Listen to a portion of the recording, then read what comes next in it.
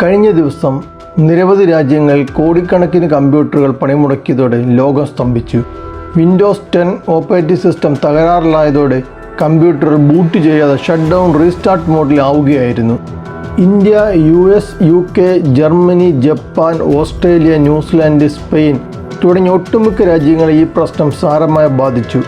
Indian time July 19 പുലർച്ചെ 3:26 AM complaint തുടങ്ങിയത്.